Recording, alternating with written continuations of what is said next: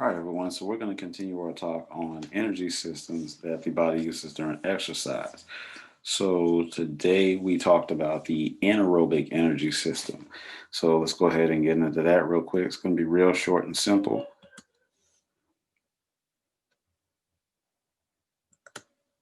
So the anaerobic energy system, this is essentially your V6 energy system. It's similar to how I said the ATP energy system was like a V8. Well, this is your V6. Um, Give it the V6 name simply because, yes, it does have some power to it, but at the same time, it's not as much of a punch, but there is a trade off that's actually somewhat of a positive for it. So, looking at it, the technical term for it would be the glycolytic energy system. Again, something you don't really have to worry about writing down right now or making note of. Just kind of good to know the more technical term for it.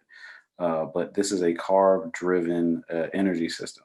You get your carbs from mostly, well, your good carbs, mostly from fruits and grains. So, lots of pasta, bread, mainly try and stick to wheat bread, but fruits also have a lot of carbohydrates in there for you.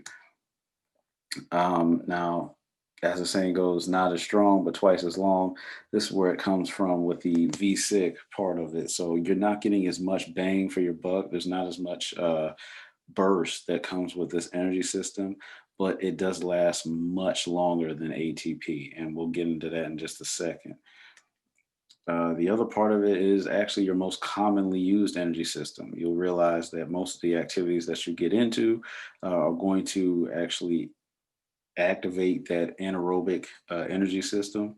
You'll spend more time in that energy system really than any other one, unless you do a lot of long distance type of workouts or training.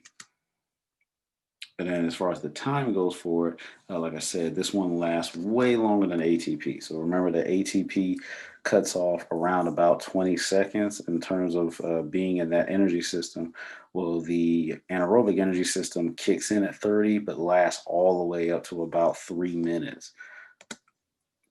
So some of the examples that you can think of for the anaerobic energy system would be, for instance, one lap around a 400-meter track.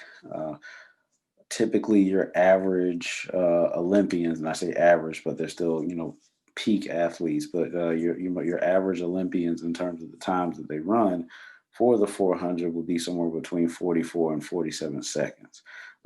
For your average in shape person, you're looking at roughly about 60 to 70 seconds for one lap around the track. So that still is right there in the middle of that anaerobic threshold.